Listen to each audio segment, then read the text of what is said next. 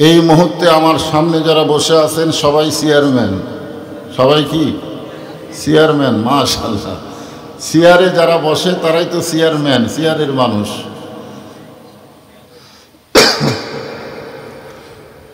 আপনারা যারা আমার সামনে বসে আছেন সকলকেই অন্তরের অন্তঃস্থল থেকে আমি শুভেচ্ছা জ্ঞাপন করছি।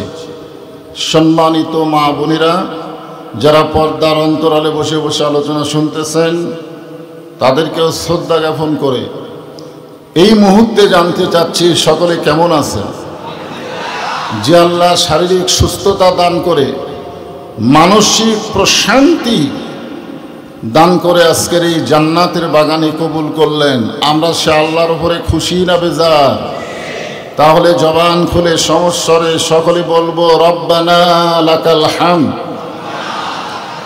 হামদান কাসীরান তাইয়িবান মুবারাকান ফীহি।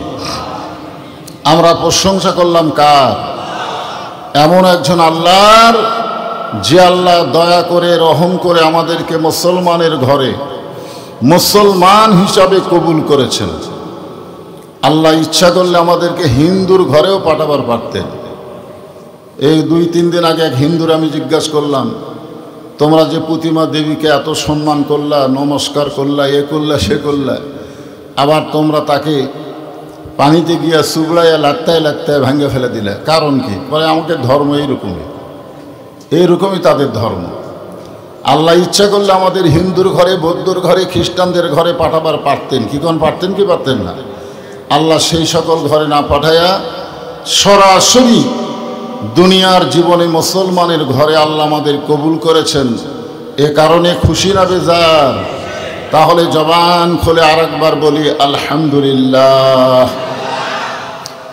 আমাদের ভাগ্য এত ভালো যে আমরা একজন নবী পেয়েছি। তিনি শুধু নবী না, তিনি হলেন আমাদের নেতা। যেরকম আমরা সকলে দরুদের মধ্যে বললাম আল্লাহুম্মা সাল্লি আলা সাইয়্যিদিনা মুহাম্মদ, আমরা তার উপর দরুদ শরীফ পেশ করছি, যিনি হচ্ছেন আমাদের নেতা। শুধু নবী না, তিনি কিন্তু আমাদের কি নেতা। আজকে আমাদের বাংলাদেশে অনেক মুসলমান আছে যারা নবীকে শুধু নবী বিশ্বাস করে, কিন্তু নেতা হিসাবে মানতে চায় না। সাধারণ একটা মানুষকে নেতা হিসাবে মেনে তার পিছনে চামচাগিরি করে। জোরে কোন কথা ঠিক কিনা? আঙ্গুলকে দেখায় বলে ওই যে আমার নেতা যাচ্ছে।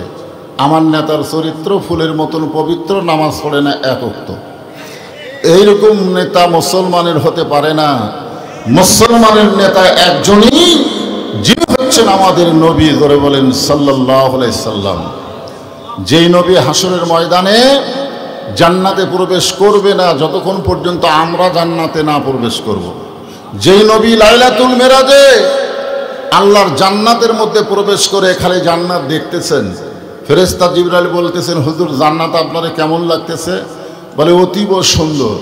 জিবরাইল বলতেছে আপনি যদি চান, আপনি যদি জান্নাত থেকে বের না হন, আল্লাহ আপনাকে জান্নাত থেকে বের করে দিবে না। কারণ জান্নাতের একটা শর্ত হলো ফাদখুলুহা খালিদিন। কেউ যদি একবার জান্নাতে প্রবেশ করে আল্লাহ তাকে চিরস্থায়ীভাবে জান্নাত দিয়ে দেয়। ওগো আল্লাহর নবী, এই বছর আপনার জীবনে 3টা কষ্ট গেল। যেই বছর রাসূল মেরাজ করেছিলেন, রাসূলের জীবনে 3টা কষ্ট। ধরে বলেন কয়টা? 1 নম্বর কষ্ট হলো রাসূলের চাচা আবু তালেব মারা গেলেন। 2 নম্বর কষ্ট হলো দরদের বিবি খাদিজা বিদায় নিলেন। 3 নম্বর কষ্ট হলো তায়েফের ময়দানে গিয়ে কলেমার দাওয়াত দিতে তিনি রক্তাক্ত হলেন। সেই বছরই কিন্তু রাসূল মেরাজ করেছেন। আর সেই বছরের মেরাজে রাসূলকে আল্লাহ জান্নাতে ঢোকার সুযোগ দিয়ে দিয়েছেন। জিবরাইল বলতেছে আপনি যদি বের না হন আল্লাহ আপনাকে বের করে দিবে না। এই কথা শুনে আল্লাহর নবী খুশি না হয়ে বরং রাগ করে বললেন, জিবরাইল যেই কথা একবার বলেছো এই কথা আর দ্বিতীয়বার বলো না। আমি রাসূল আমার জন্য না, আমি রাসূল হলাম আমার উম্মতের জন্যে। চিন্তা করে দেখেন কত বড় কথা। আমি নবী আমার জন্যে না, আমি নবী হলাম আমার উম্মতের জন্যে। আজকে যদি আল্লাহ আমাকে বলতো জান্নাতে থাকেন, তাহলে আমি জান্নাতে প্রবেশ করতাম না। আমাকে শুধু বলেছে জান্নাত দেখেন। আমি জান্নাত দেখার জন্য প্রবেশ করেছি। আমি সেই দিন জান্নাতে থাকার জন্য প্রবেশ করব যেদিন আল্লাহ আমার সমস্ত উম্মত উম্মতিনীকে জান্নাত দিয়ে দিবে। চিন্তা করে দেখেন, যেই নেতা যেই নবী জান্নাতে গিয়েও আমাদের কথা ভোলে নাই, আর এখনকার নেতারা সংসদত গেলে আমাদের কথার মনে থাকে না। ধরে কোন কথা ঠিক কিনা? এই জন্যে দুনিয়ার সমস্ত মানুষের নেতারে বাদ দিয়া লাকাদ কানা লাকুম ফি রাসূলিল্লাহি উসওয়াতুন হাসানা, আল্লাহর নবীকে আমাদের আদর্শ গ্রহণ করতে হবে। এই হুকুম কার? আল্লাহ কোরআনে বলেছেন, সফলতা যদি অর্জন করতে চাও তাহলে রাসূলের আদর্শকে তোমরা গ্রহণ করো। আমাদের সেই নবী নেতা আল্লাহ আমাদেরকে ভাগ্য গুণে দান করেছেন। খুশি না বেজার? তাহলে জবান খুলে আর একবার বলি আলহামদুলিল্লাহ।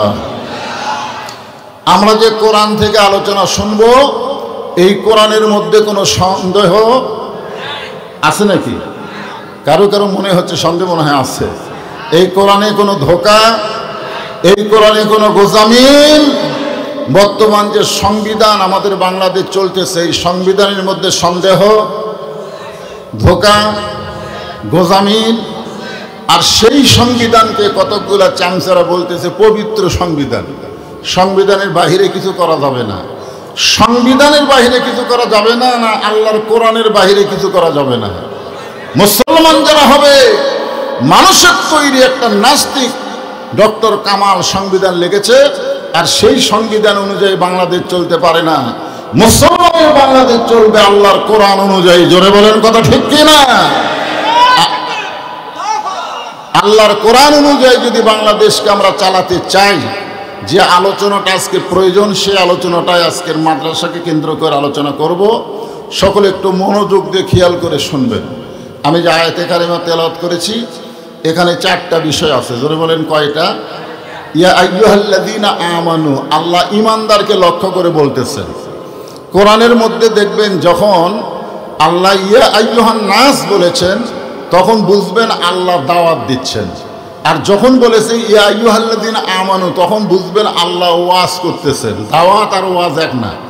আপনি হিন্দুদের কাছে যাবেন, কোনো ওয়াজ করে লাভ হবে না, আগে দাওয়াত দেওয়া লাগবে। জোরে কোন কথা ঠিক কিনা? কিন্তু মুসলমানের কাছে কোনো দাওয়াত লাগবে না, কারণ সকলেই তো আমরা কলমাওয়ালা মুসলমান। জোরে কোন কথা ঠিক কিনা? আমাদের কাছে কি দাওয়াতের দরকার না ওয়াজের দরকার? এই জন্যে আল্লাহ তাআলা ওয়াজ করতেছেন, যারা আমাকে বিশ্বাস স্থাপন করেছ। আজকের এই মাহফিলে যারা আমরা বসেছি, সবাই আল্লাহকে বিশ্বাস করি। করি কি করি না? সাহাবারা জিজ্ঞেস করলেন, ইয়া রাসূলুল্লাহ, এই ঈমান সম্পর্কে, বিশ্বাস সম্পর্কে আমরা একটু আপনার কাছে জানতে চাই। আল্লাহ রাসূল বললেন, ইকরার বিল লিসান, তাসদিক বিল জানান, আমল বিল আরকান। এরই নাম হলো বিশ্বাস, এরই নাম হলো ঈমান। এখানে রাসূল 3টা কথা বলেছেন, মনোযোগ দিয়ে শুনবেন। 1 নম্বর হলো জবানে বলতে হবে আল্লাহ, জবানে বলতে হবে আল্লাহু আকবার, জবানে বলতে হবে লা ইলাহা ইল্লাল্লাহ। এটা জবানে বলতেই হবে, এটা জবানে না বললে হবে না, জবানে বলতেই হবে। শুধু জবানে বললে হবে না, তাসদিক বিল জানান, এটা কলিজার মধ্যে জায়গা দেওয়া লাগবে। আল্লাহ রাসূলের হাতে যখন হযরত বেলাল ঈমান গ্রহণ করলেন, খুব খেয়াল করে শোনেন ঈমানটা কি। সবাই ঈমান গ্রহণ করছে দিনের বেলায়, আর হযরত বেলাল ঈমান গ্রহণ করেছে রাত্রে বেলায়। ধরে কখন? রাত্রেবেলায় গ্রহণ করার কারণ কি? বেলাল একজনের গোলাম ছিল, একজনের গোলাম ছিল, সারাদিন তার কাজকাম করে। যখন ঘুমের সময়, ওই সময় এসে বেলাল আল্লাহ রাসূলের হাতে ঈমান গ্রহণ করলেন। হযরত বেলাল যখন ঈমান গ্রহণ করলেন, তখন আল্লাহ তাআলা কোরআন থেকে একটা আয়াত নাজিল করলেন।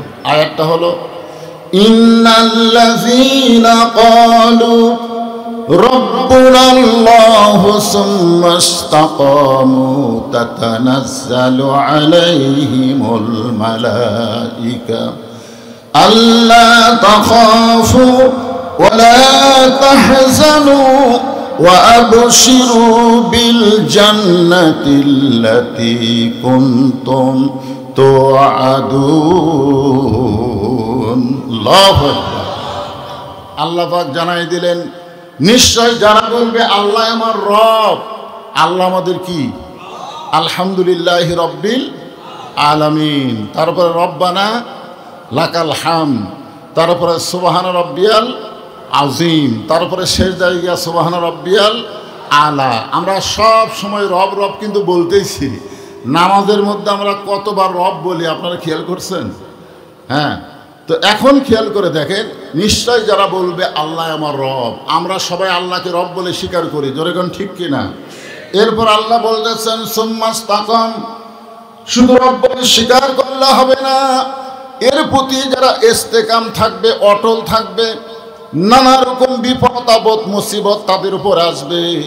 সমস্ত বিপদ আপদ মুসিবতের মধ্যে আল্লাহ বলেছেন আল্লাযী খালাকাল মাউতা ওয়াল হায়াতা লিয়াবলুয়াকুম আইয়ুকুম আহসানু আমালান ওয়া হুয়াল আজিজুল গফুর।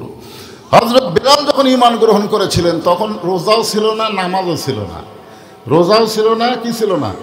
নামাজও ছিল না। রাসূল শুধু বললেন, বেলাল গভীর রাত্রে যে ঈমানটা গ্রহণ করেছো, দিনের আলোতে সীমানটা প্রকাশ করো না, কারণ তুমি একজন গোলাম। তুমি একজন গোলাম হওয়ার কারণে তোমার ঈমান যদি প্রকাশ পায় তোমাকে নানা রকম নির্যাতন করবে। হযরত বেলাল যেখানে থাকতেন, গোলাম তো, কিন্তু যেখানে থাকতেন সেটা হলো উট দুম্বার গোয়াল ঘর। খুব খেয়াল করবেন, বেলাল একদিন মুনিবকে বলেছিল, তার মুনিবের নাম হলো ওমায়া। ওমায়াকে বলেছিল যে আমি একজন মানুষ, আমাকে একটু ভালো ঘরে থাকতে দেন। উর্দুম্বার ঘরে থাকলে আমার কষ্ট হয়, পেশাব পায়খানা করে, দুর্গন্ধ লাগে। বেলালের মুনিব বলেছিল আমার কাছে উর্দুম্বার দাম আছে, কিন্তু তোর দাম আমার কাছে নাই। চিন্তা করে দেখেন, আজকে গাজা ফিলিস্তিনে মুসলমানদেরকে যেভাবে হত্যা করতেছে, এমনকি ছোট ছোট বাচ্চাদেরকেও ইসরায়েলের ইহুদির বাচ্চারা হত্যা করতেছে। কারণ ইহুদির বাচ্চা, ইহুদির কাছে মুসলমানের কোনো মূল্যায়ন নাই, জোরে কোন কথা ঠিক কিনা? এমনকি বিশ্ব থেকে খাবার দিচ্ছে, সে খাবার পর্যন্ত তাদেরকে নিবার দিচ্ছে না। খাবার নিতে গিয়ে তাদেরকে গুলি করে মারতেছে। মনে হয় এরা মানুষই না, মুসলমান মনে হয় মানুষই না। বেলালের মুনিব ওমায়া বলতেছে যে উর্দুম্বার দাম আমার কাছে আছে, কিন্তু তোর দাম আমার কাছে নাই, থাকলে থাক, না থাকলে না থাক। এখন বেলালের উর্দুম্বা গোয়াল ঘরেই থাকে, কিন্তু ঈমান গ্রহণ করার পরে বেলাল যখন উর্দুম্বার গোয়াল ঘরে ঢুকতেছেন, খুব খেয়াল করেন, মাল্লাহুল মাওলা ফালাহুল কুল, কেউ যদি আল্লাহকে গ্রহণ করে আল্লাহ তখন সব কিছু তার গোলাম বানায় দেয়। জোরে কার সুবহানাল্লাহ। বেলাল গভীর রাত্রে গ্রহণ করছে কাকে? আল্লাহকে গ্রহণ করার কারণে আল্লাহ উর্দুম্বাকে বলে দিয়েছে যতক্ষণ বেলাল গোয়াল ঘরে ঘুম পাড়বে তোমরা পেশাব পায়খানা করবা না। ইসাব্বিহু লাহু মা ফিস সামাওয়াতি ওয়াল আরদ, আসমান এবং জমিনের সমস্ত সৃষ্টিকুল একমাত্র হুকুম মানে কার? শুধু মানুষ, মানুষ আল্লাহর হুকুম মানে না। এশার নামাজ হলো, মাগরিবের নামাজ হলো, কতগুলো মানুষ ঘাড় কাট করে চলে গেল। চিন্তা করছেন? দাবি করতেছে আমার নাম আব্দুল্লাহ, তুই আব্দুল্লাহ এশার নামাজ পড়ছিস? আর কথা হয় না। আপনি বলেন তো, নাম আব্দুল্লাহ, নাম আব্দুর রহমান হলে হবে না? নামাজ না পড়লে লা সালাত আলা ঈমানা, যার নামাজ নাই তার ঈমানই নাই। দরকার কথা ঠিক কি না? হ্যাঁ, এই জন্যে খুব খেয়াল করবেন। হযরত বেলাল ঈমান গ্রহণ করে যেই মাত্র গোয়াল ঘরের মধ্যে ঢুকেছে, দেখে গোটা গোয়াল ঘর পরিষ্কার অবস্থায় আছে, উর্দুম্বাগুলো পেশাবও করে নাই, পায়খানাও করে নাই। বেলাল গ্রহণ করছে কাকে? পেশাব পায়খানা বন্ধ করে রেখতে বলেছে যে তোরা পেশাব পায়খানা করবি, দিনের বেলা করবি, বাহিরে করবি, কিন্তু ওই গোয়াল ঘরে করবি না, কারণ গোয়াল ঘরে আমি আল্লাহ থাকব। আশ্চর্য কথা, আল্লাহ আছে কোথায়? জোরে কান আল্লাহ কোথায় আছে? মানিস তাওয়ালাল আরশ, আল্লাহ আরশে আছে, কিন্তু আল্লাহ বললেন আমি আল্লাহ থাকব। তার মানে ঈমানদার একলা থাকে না, তুমি থাকো যেখানে আমি আল্লাহ থাকি সেখানে। সুবহানাল্লাহ। এখন বলেন তো, আমরা ঈমানদার, আমাদের সাথে আল্লাহ আছে না নাই? জোরে কান আছে না নাই? খুব খেয়াল করেন। বেলাল গোয়াল ঘরের মধ্যে ঢুইকা দেখে পেশাবও নাই, পায়খানাও নাই। বেলালের সকালবেলার কাজ হলো গোয়াল ঘর পরিষ্কার করা, কিন্তু পেশাব পায়খানা যদি না থাকে তাহলে সকালের কোনো কাজ নাই। এখন হযরত বেলাল যেই কলেমা নবীর কাছে গ্রহণ করেছে, ওই কলেমা জিকির করতেছে, আল্লাহর জিকির। আল্লাহ কোরআনে বলেছেন ইয়া আইয়ুহাল্লাযীনা আমানু উযকুরুল্লাহা যিকরান কাসীরা। খুব খেয়াল করেন, আপনি বেশি বেশি নামাজ পড়তে পারবেন না, পারবেন? বেশি বেশি নামাজ পড়তে পারবেন? সব সময় নামাজ পড়তে পারবেন? কথা কন না কেন? কিছু কিছু সময় নামাজ পড়া নিষেধ আছে, আপনারা জানেন না? কিছু কিছু সময় নামাজ পড়লে গুনাহ হবে। আপনি সব সময় রোজা রাখতে পারবেন? আপনি সব সময় যাকাত দিতে পারবেন? আপনি সব সময় হজ করতে পারবেন? কিন্তু সব সময় আল্লাহর জিকির করতে পারবেন। এই জন্য সমস্ত ইবাদতের মধ্যে জিকিরকে বলা হয় 1 নম্বর ইবাদত। জোরে কোন সুবহানাল্লাহ। তাই বলে ওই জাকের পার্টির জিকির না। এই জাকের পার্টিরা জিকির করে, আমার দয়াল বাবার দরবারেতে কেউ ফিরে না খালি হাতে।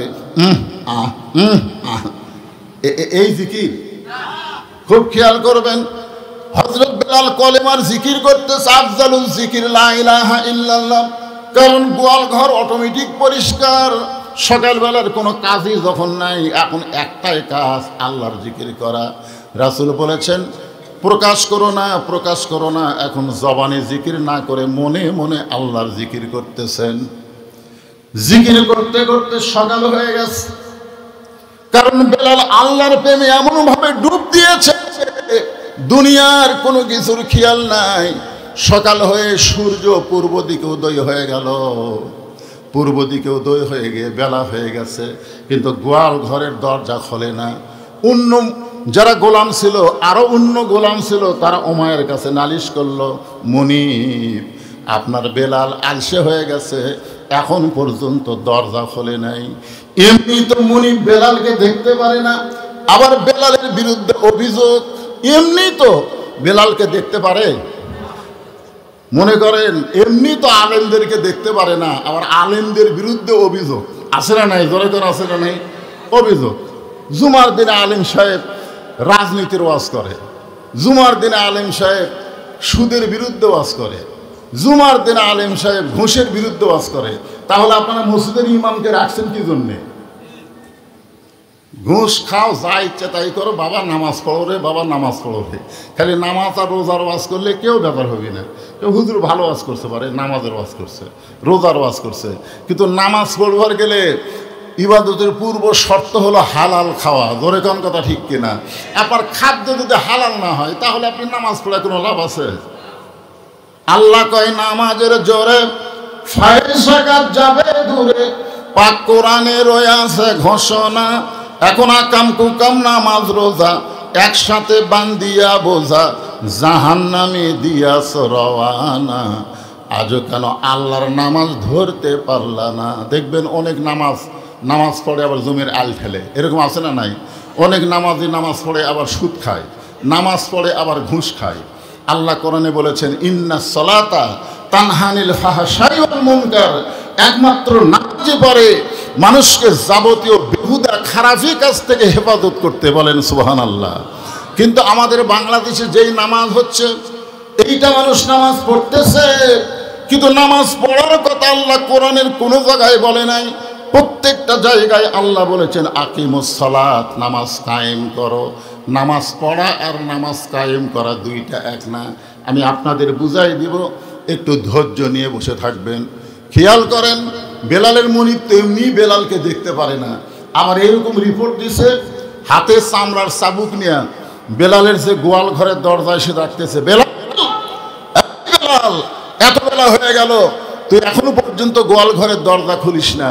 বেলালের মুনিব ডাকতেছে দরজায়, আর বেলাল আসল মুনিবের জিকিরের ধান্দায়। জোরে কেন সুবহানাল্লাহ। আসল মুনিবের নাম কি? আরো জোরে বলেন আল্লাহ। খুব খেয়াল করেন, বেলালের মুনিব এক সময় ডাকতে ডাকতে বিরক্ত হয়ে দরজা জোরে ধাক্কা মারছে। ধাক্কা মারে দেখে গোটা গোয়াল ঘর পরিষ্কার। বেলালের মুনিব বলতেছে, রে গোলামের বাচ্চারা, তোরা বেলালের বিরুদ্ধে আমার কাছে রিপোর্ট করলি, তোরা জানিস না তোরা যখন ঘুম পাড়তেছিস তখন বেলাল পরিষ্কার করেছে। আসলে বেলালের মুনিব ঠিকই বলেছে, ওরা যখন ঘুম পেড়েছে তখন বেলাল হেদায়েতের আলো দিয়া, কোরআনের নূর দিয়া গোটা বেলাল পরিষ্কার করেছে। জোরে কোন কথা ঠিক কি না? ইমানের কিন্তু একটা নূর আছে, ইমান হলো একটা আলো। জোরে কোন ইমান কি? ইমান হচ্ছে একটা আলো। বেলাল তুমি কোথায়? বেলাল গোয়া ঘরের কোনায় বসে আছে। বেলালের মুনিব পিছনে গিয়ে ডাকতে বলে, বেলাল রে, আমি মুনিব হইয়া তোর কাছে, এখন বলেন কলেমার পাওয়ার আছে? দেখছেন, এতদিন বেলাল যাইতো মুনিবের কাছে, কিন্তু কলেমা গ্রহণ করার সাথে সাথে মুনিব আছে বেলালের কাছে। ভাইজান, আজকে যদি সত্যি কলেমার মতন কলেমা আমরা গ্রহণ করি, আমেরিকা, ভারত, ব্রিটেন, ফ্রান্স মুসলমানের কাছে আসবে, মুসলমানের কাছে কথা ঠিক কিনা? কারণ কলেমা আছে, কিন্তু আমরা সেই কলেমা গ্রহণ করতে পারিনি। খালি মুখ দিয়ে কলমা পড়ি, আর কতগুলো ফকির লা ইলাহা ইল্লাল্লাহ মাসাটা ভিক্ষা দেয়। এই ভিক্ষা করার কলমা এটা? এই কলমা সম্পর্কে রাসূল বলেন, ইকরার বিল লিসান তাসদীকু বিল জিনান আমল বিল আরকান। একটু মনোযোগ দিয়ে শুনবেন। বেলালের মুনিব বেলালের কাছে গিয়ে যখন বারবার ডাকে, বেলাল কথা কয় না, চামড়ার চাবুক দিয়া বেলালের পিঠের উপরে যখন আঘাত করছে, সঙ্গে সঙ্গে জবান ফসকে বের হয়ে গেছে, লা ইলাহা ইল্লাল্লাহু মুহাম্মাদুর রাসূলুল্লাহ সাল্লাল্লাহু আলাইহি সাল্লাম। চামড়ার চাবুক দিয়ে যদি আমাদেরকে মারে, আমরা কি বলবো? ওরে মারে, লাগতেছে, জোরে কোন কথা ঠিক কিনা? আর বেলালের পিঠে আঘাত করার সাথে সাথে মুখ দিয়ে কি বাড়াছে? কারণ ও বাবারে মারে নাই, কারণ গোটা দেহ কলিজা টলিজা সব ভরে লা ইলাহা ইল্লাল্লাহ, যে বস্তার মধ্যে যা আছে মুখ খুললে সেটাই বাড়াবে। জোরে কোন কথা ঠিক কিনা? বস্তার মধ্যে যদি টাকা পয়সা থাকে, মুখ খুললে টাকা পয়সা বাড়াবে। বস্তার মধ্যে আলু থাকলে মুখ খুললে আলু বাড়াবে। যদি ছাই থাকে, মুখ খুললে কি বাড়াবে? তাহলে আমাদের এই দেহ নামক বস্তার মধ্যে কি আছে? মুখ খুললে কি বাড়ায়? যখন কোনো জায়গায় গল্প করেন আপনারা, কিসের গল্প করেন? এবার আলু তো যে হারে, সামনেবার মনে হয় আলু আবাদ করা যাবে না রে, খালি এই গল্প, দুনিয়ার গল্প। আপনি জানেন, বালতু সিরুনাল হায়াতাদ দুনিয়া ওয়াল আখিরাতু খায়রু ওয়া আবকা। দুনিয়াতে মুসলমানকে আল্লাহ তাআলা পরীক্ষা করবেন। আল্লাহ কোরআনে বলেছেন, ওয়ালা নাবলুওয়ান্নাকুম বিশাইইম মিনাল খাউফি ওয়াল জুই ওয়া নাকসিম মিনাল আমওয়ালি ওয়াল আনফুসি ওয়াস সামারাতি ওয়া বাশশিরিস সাবিরিন। এবার আল্লাহ আলুতে লস করে আপনাকে পরীক্ষা করতেছে। আল্লাহ বলতেছে, মালে ক্ষতি, জান ক্ষতি, নানা রকম ক্ষতি দিয়ে আমি আল্লাহ তোমাদের পরীক্ষা করব। এই পরীক্ষা করার অর্থ দুনিয়া থাকার জন্য না, দুনিয়াতে তোমরা বেড়ে গেছো, তোমাদেরকে ঘুরতে হবে আমার কাছে। জোরে কোন কথা ঠিক কিনা? আপনারা দুনিয়াতে কি থাকার জন্য আছেন না বেড়া বেড়াচ্ছেন? আমরা বেড়া বেড়াচ্ছি। এই জন্য তো মানুষ মরলে আমরা বলি ইন্না লিল্লাহি ওয়া ইন্না ইলাইহি রাজিউন। আমরা যেখান থেকে এসেছি আবার সেখানে চলে যাব। কোন বনের পাখি তুমি, আইলারে কোন বনে, আবার কোন বনেতে যাইতে হবে, পড়ছে নাকি মনে? এই গানগুলা কি আপনারা শুনছেন? কোন বনের পাখি তুমি, আইলারে কোন বনে, আবার কোন বনেতে যাইতে হবে, পড়ছে নাকি মনে? খালি একবার যাওয়ার চিন্তা করেন, দুনিয়ার কোনো লস আপনাকে কষ্ট দিবে না। কারণ প্রত্যেক দিন, প্রত্যেকটা মুহূর্তে আমাদের হায়াত কমে যাচ্ছে, আমাদের জীবনের বড় লস হয়ে যাচ্ছে। আজকে যে দিনটা চলে গেল, শত কান্না করলেও এই দিন আর ফিরে পাবেন? আলু সামনে বছর দাম বেশি পাবেন, কিন্তু যে একটা বছর আমাদের হায়াত কমে গেল, শত কান্নাকাটি করলেও এইটার আমরা ফিরে পাবো না। জোরে কোন কথা ঠিক কিনা ভাইজান? প্রত্যেকটা মুহূর্তে মিশে মায়াই বন্দি থাইকা করলাম কত খেলা, পশ্চিমে তাকায়া দেখো, পশ্চিমে তাকায়া দেখো, তোমার ডুইবা গেছে বেলা, পাখিরে সবই মিশে আর ফাঁকি। যে মাত্র চামড়ার চাবুক দিয়ে আঘাত করছে, সঙ্গে সঙ্গে বেলালের জবান ফসকে বের হয়ে গেছে লা ইলাহা ইল্লাল্লাহু মুহাম্মাদুর রাসূলুল্লাহ। সঙ্গে সঙ্গে বেলালের মুনিব উমাইয়া চমকে উঠছে। চমকে ওঠার কারণ কি জানেন? কিছুদিন আগে চেয়ারম্যানের নাম হলো আবু জেহেল। চেয়ারম্যানের নাম কি? আবু জেহেল। আর বেলালের মুনিব হচ্ছে মেম্বার।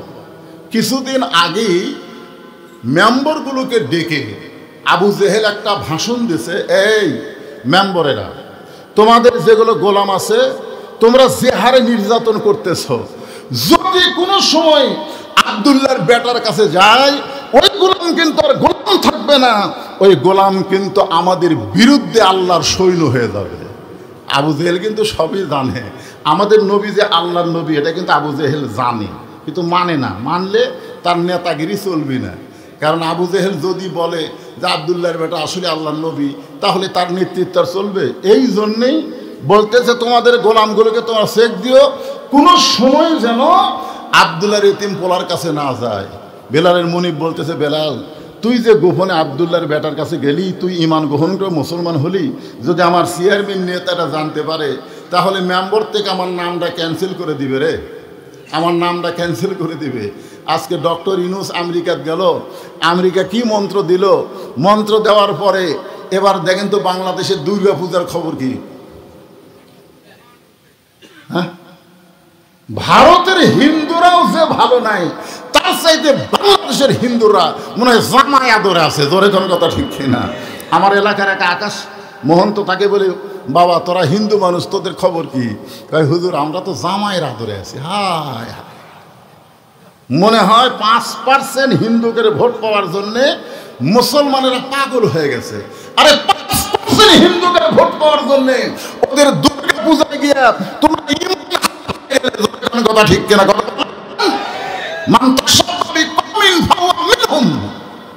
সবচেয়ে বড় জুলুম হলো এই দুর্গা পূজা আল্লাহর সঙ্গে শিরক করা, আর সেখানে কোনো মুসলমানের বাচ্চা যাইতে পারে না।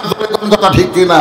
আর সেখানে যাইয়া ওদের সাথে মিলে মিশে ওদের প্রসাদ খাও, ইয়ার কি মারো, আল্লাহ ইমানদারকে লক্ষ্য করে বলতেছেন, ইমান তুইয়া মুইয়া কোনো বিষয় না। একটু মনোযোগ দেন।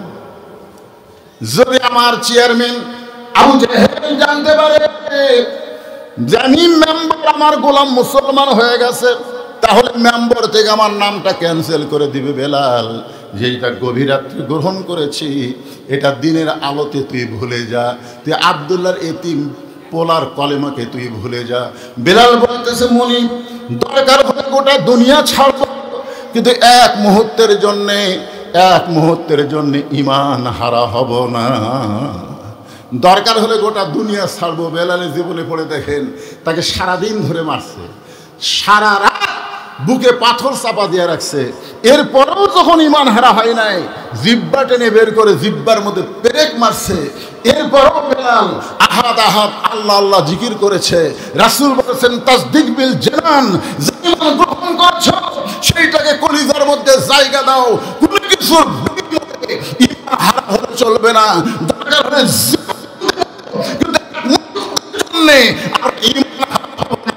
কথা ঠিক কিনা? এরপরে বললেন, আমল বিল আরকান, ঈমান অনুযায়ী আমল করতে হবে।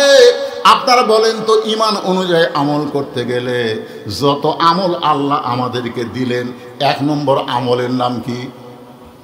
সবাই বলতে হবে। ঈমান গ্রহণ করার পরে বহু আমল আছে, আছে না নাই?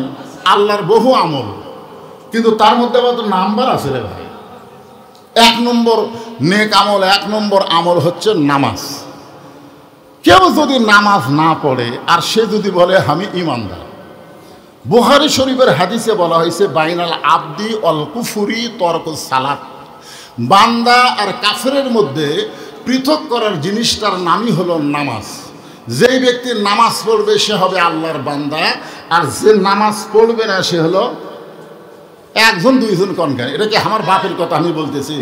তো রাসূলের সাথে আপনারা কি একমত না দ্বিমত? কারা কারা একমত আল্লাহ খাদ দেখান তো দেখি। তাহলে এখন আপনারা বলেন, রাসূল বলেছেন বান্দা আর কাফেরের মধ্যে পৃথক করার জিনিসটার নামই হলো নামাজ। যে ব্যক্তি নামাজ পড়বে সে হবে আল্লাহর বান্দা, আর যে নামাজ পড়বে না সে হবে কাফের। এই হিসাবে বেনামাজি কাফের। সবাই বলা লাগবে। রাসূলের সঙ্গে যদি একমত হন সবাই বলেন, নামাজ না পড়লেও নবীকে খুশি করার জন্য বলেন বেনামাজি। যদি নিয়ত করে ফজর থেকে আমি আর নামাজ বাদ দেব না, আল্লাহ বলেন আমি তুই জীবনে যত নামাজ না পড়ার পাপ হয়েছে সব মাফ করে দিলাম।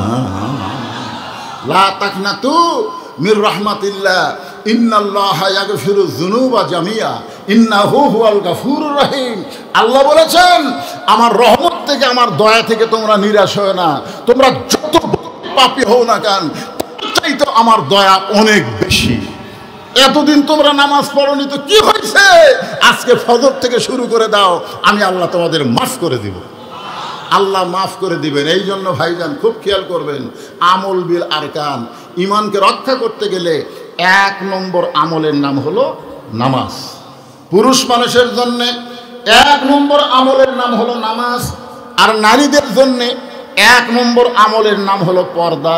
খুব খেয়াল করবেন, নারীদের জন্য 1 নম্বর কিন্তু নামাজ না, কারণ নারীদের পর্দা যদি না থাকে নামাজ রোজা আল্লাহ কবুল করবে না। পর্দা মেয়েদের জন্য পর্দা 1 নম্বর নেক আমল। মায়েরা যারা পর্দার অন্তর আছেন খুব খেয়াল করবেন। আল্লাহ রাসূল একদিন ফাতেমাকে কাছে ডাক দিলেন, ডাকতে বললেন, ফাতেমা তুমি কি কখনো মনে করো তোমার বাবা বিশ্ব নবী বলে তুমি জান্নাতে যাবে? তুমি কখনো কি তোমার মনে হয় যে তোমার বাবা বিশ্ব নবী বলে তুমি জান্নাতি? ফাতেমা বলতেছে, বাবা এটা আমার সব সময় মনে হয়। আল্লাহ রাসূল বললেন হাতে চাপ দিয়া, খবরদার তোমার বাবা বিশ্ব নবী বলে তুমি জান্নাতি হবে এইটা কখনোই মনে করবে না। জান্নাতে যদি যাবার চাও জান্নাতের আমল করে জান্নাতে যেতে হবে। নবী তার মেয়েকে বলতেছেন জান্নাতে যাবার গেলে জান্নাতের আমল করে জান্নাতে যাওয়া লাগবে। তাহলে আপনার ছেলে মেয়েকে কোনোদিনকে আপনি বলেছেন? ভাই বলেছেন? নবী যদি তার মেয়েকে বলে থাকে, নবী তো ছেলে নাই, ছেলেগুলো ছোটবেলায় মারা গেছে, এখন মেয়েরাই বড়, সেই মেয়েদেরকে নবী বলতেছেন যে নবীর মেয়ে হওয়ার কারণে তোমরা জান্নাতি, এইটা কখনোই মনে করো না। জান্নাতে যাবার গেলে জান্নাতের আমল করে জান্নাতে যাওয়া লাগবে।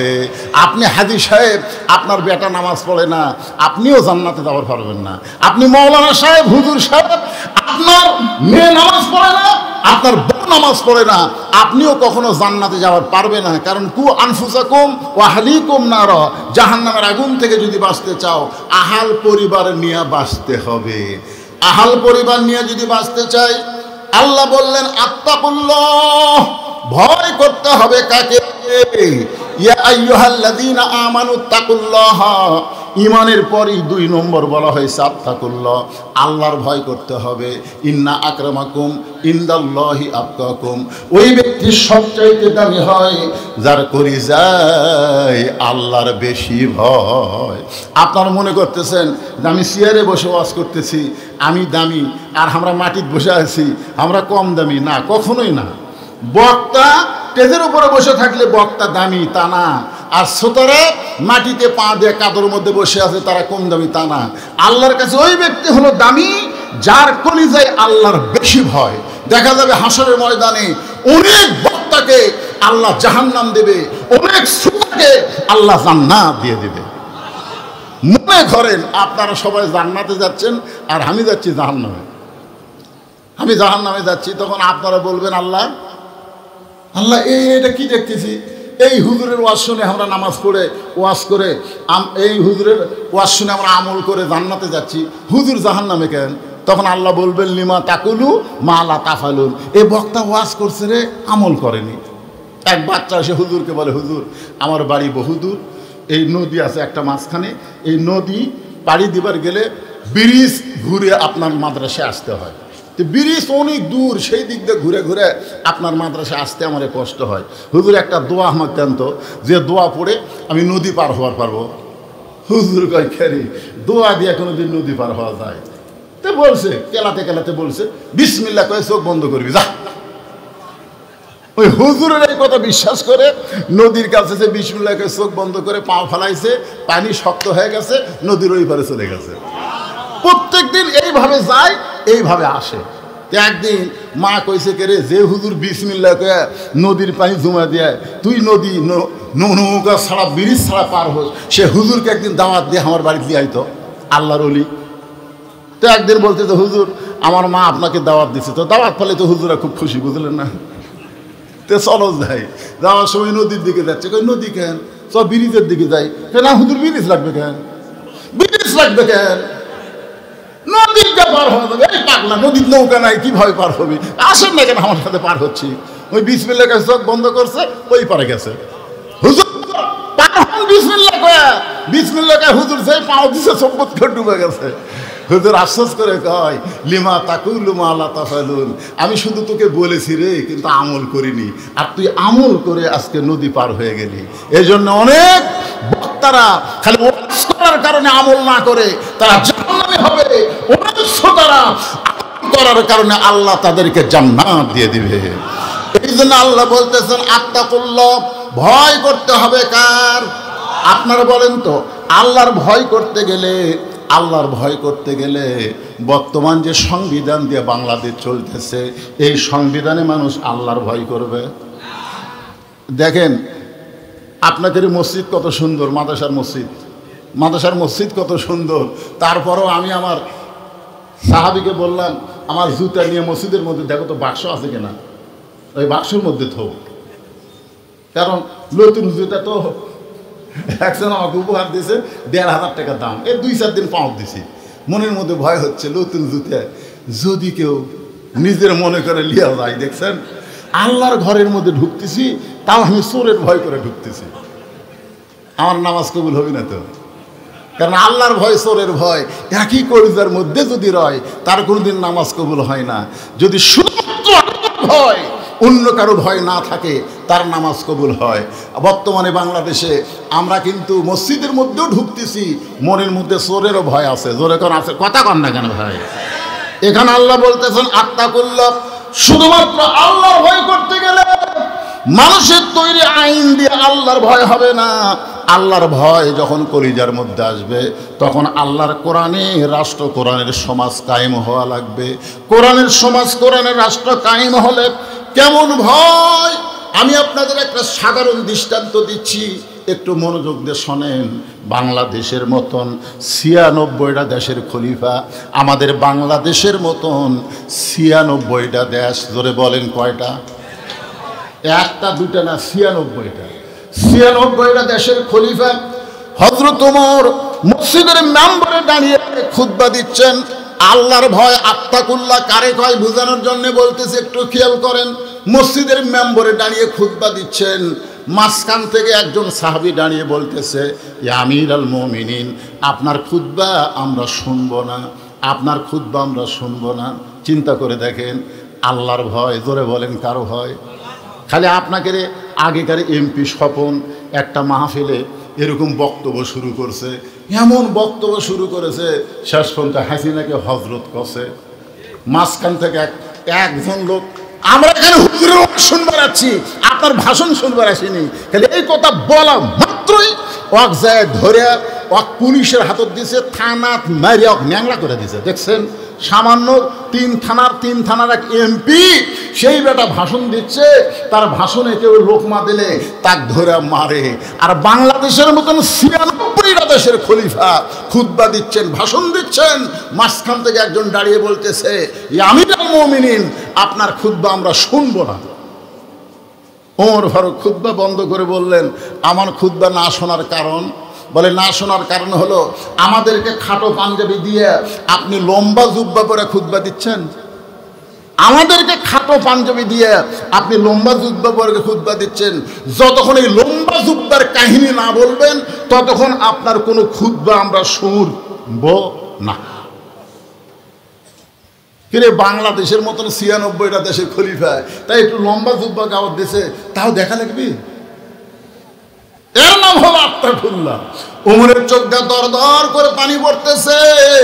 ওমর তাকায় দেখে সবাই মাথা নিচু করে বসে আছে, ওমরের পক্ষে কথা বলার একটা মানুষও নেই। কেউ যখন ওমরের পক্ষে কোনো কথা বলতেছে না, এমন সময় আব্দুল্লাহ ইবনে ওমর, ওমর ফারুকের সন্তান, ৬ লক্ষ হাদিসের হাফেজ, ৩০ পারা কোরআনের হাফেজ, সুবহানাল্লাহ বলেন, নেতার সন্তান। কেমন সন্তান, সন্তানকে কি শিক্ষা দিয়েছে? আমাদের সন্তানকে আমরা কি শিক্ষা দেই? আপনারা বলেন তো একটা কথা অন্তর থেকে। একজন নেতাই বলেছে, বাংলাদেশে যত বৃদ্ধাশ্রম আছে, বৃদ্ধাশ্রম, ধরে কারণ কি শ্রম, বৃদ্ধাশ্রমে কোনো মৌলানা হাফেজ আলেমের বাপ মা নাই। কোনো মৌলানার বাপ মা নাই, হাফেজের বাপ মা নাই, আলেমের বাপ মা, বৃদ্ধাশ্রমে নাই, সব ইঞ্জিনিয়ার, ডাক্তার, ব্যারিস্টার। তারা বুড়া বয়সে বাপক দেখতে পারে না, বয়স ছাড়াই তখন ওই বৃদ্ধাশ্রমে থুয়াচ্ছে। চিন্তা করছেন? কারণ মাদ্রাসায় যারা পড়ে তারা আল্লাহর কোরআনের মধ্যে দেখতেছে ওয়াকাদা রব্বুকা আল্লাহ তা'বুদু ইল্লা ইয়াহু ওয়া বিল ওয়ালিদাইনি ইহসানান। আল্লাহ বলেছেন আমি আল্লাহর ইবাদতের পরেই দুই নম্বর দায়িত্ব হলো বাপ মার প্রতি ইহসান করো, দয়া করো, ভক্তি করো। এই শিক্ষা আল্লাহর কোরআনের মধ্যে আছে না নাই? দরকার আছে না নাই? ওরা জীবনে কোরআন হাতেই নেয়নি। এ ভাই এরকম ছবি সব এদিকে তাকায়, বুঝেন না? জীবনে কোরআন হাতে নেয় নাই, তাহলে এই শিক্ষা তারা পাবে কোন জায়গায়? আব্দুল্লাহ ইবনে ওমর হলেন 6 লক্ষ হাদিসের হাফেজ, আবার 30 পারা কোরআনের হাফেজ। বাবার পাশে দাঁড়ায় বলতেছেন, রে নবীর সাহাবীরা, আমার বাবার জুব্বা লম্বা দেখে তোমরা বাবার খুতবা বন্ধ করে দিলে। তোমরা খাটো হলেও আজকে নতুন জামা পরে তোমরা নামাজ পড়তে আইছো, কিন্তু আমার দিকে তাকায় দেখো, আমার পরনে নতুন কোনো কাপড় নাই। ওসমান গনি দাঁড়িয়ে বলতেছে, আব্দুল্লাহ, আজকে জুমার দিনে সবাই নতুন পোশাক পরেছে, তুমি কেন নতুন পোশাক পরলা না? আব্দুল্লাহ বলতেছে, আমি যদি আজকে নতুন কাপড় পরতাম তাহলে আমার বাবার জুব্বা লম্বা হতো না। আমি যদি আজকে নতুন পোশাক পরতাম তাহলে আমার বাবার জুব্বা লম্বা হতো না। যেদিন থেকে আমার বাবা মদিনার খেলাফতের দায়িত্ব পাইছে সেদিন থেকে তোমরা সবাই ঘুম পাড়তেছ, আর আমার বাবার চোখে ঘুম নাই। যেদিন থেকে কোরআন দিয়ে বাংলাদেশ চলবে সেদিন সাধারণ মানুষেরা ঘুম পাড়বে, কিন্তু এমপি মন্ত্রী ঘুমাতে পারবে না। কারণ কার ভয়? জোরে বলেন, কার ভয়? সবাই যখন ঘুম পাড়ে, উমর ফারুক তখন ঘুমাতে পারে না। সবাই যখন ঘুম পাড়তেছে, গভীর রাত্রে আমার বাবা চুপি চুপি আমার ঘরের দরজায় আব্দুল্লাহ আব্দুল্লাহ বলে ডাকতেছে। আমি দরজা খুলে তাকায় দেখি বাবার হাতে একটা পাঞ্জাবি। আমি আব্দুল্লাহ খুশি হয়ে বললাম, বাবা, নেতার বেটা হওয়ার মধ্যে লাভ আছে। একটা পাঞ্জাবি বাইতুল মাল থেকে পাইছি, আর একটা গভীর রাত্রে আমাকে দিবার আইছেন। সঙ্গে সঙ্গে ওমর ফারুক আল্লাহর কোরআন থেকে তেলাওয়াত করলেন, ইন্নাল্লাহা ইয়ামুরুকুম আন তুআদ্দুল আমানাতি ইলা আহলিহা ওয়া ইযা হাকামতুম বাইনান নাস আন তাহকুমু বিল আদল। রে আব্দুল্লাহ, একটা পাঞ্জাবি পাইছিস, আমি আর একটা পাঞ্জাবি তোকে দিবার আইছি, এইটা তুই কেমনে বিশ্বাস করলি? এই পাঞ্জাবিটা আমার ভাগে পড়ছে বাজান, এত খাটো পাঞ্জাবি গায়ে পরে আমি আগামীকাল খুতবা কেমনে দেব? এই জন্য গভীর রাতে তোর পাঞ্জাবিটা আমি তোর কাছে ভিক্ষা চাই।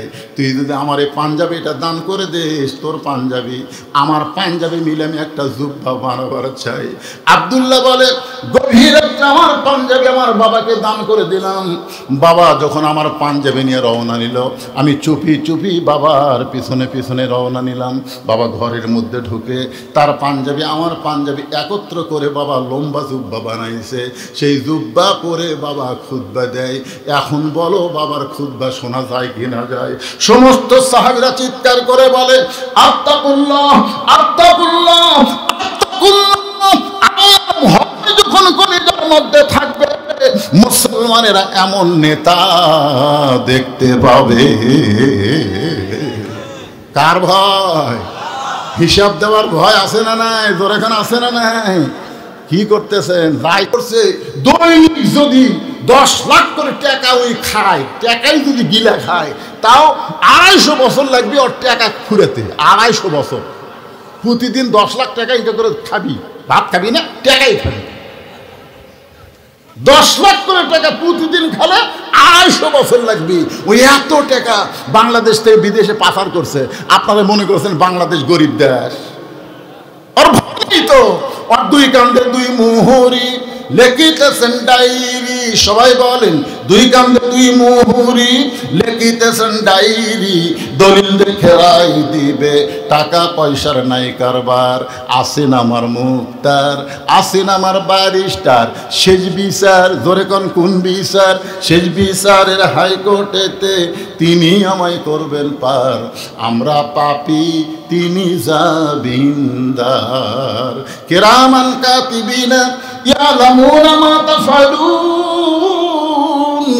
দুনিয়ার সবাই ঘুমাইছে রে যুবকেরা, তোমার হাতে মোবাইল ফোন আছে, তুমি মনে করতেছো আমার বাপ ঘুমাইছে, মা ঘুমাইছে, দরজা জানলা বন্ধ করে আমি এখন খারাপ ভিডিও দেখব, আমি খারাপ ভিডিও দেখব। বলেন তো যুবক, তুমি যখন মোবাইল দেখতেছো তোমার কান্দের ফেরেশতা কি ঘুমাইছে? এখন ঘুমাইছে? আল্লাহ কি ঘুমাইছে? যদি ঈমান থাকে, আত্তাকুল্লাহ ডিগ্রি যদি অর্জন হয়ে যায়, তখন বলবে দুই ফেরেশতা লিখতেছে, আল্লাহ তাআলা দেখতেছে। এই জন্য আল্লাহ বলেছেন ঈমানের পরই 1 নম্বর আমল হচ্ছে আত্তাকুল্লাহ। এই আত্তাকুল্লাহ আমল করতে গেলে মানুষের তৈরি করা আইন দেওয়া হবে না, এই আইন লাগবে কার? জোরে বলেন, আইন লাগবে কার? আল্লাহর আইন দিয়ে যখন রাষ্ট্র চলবে।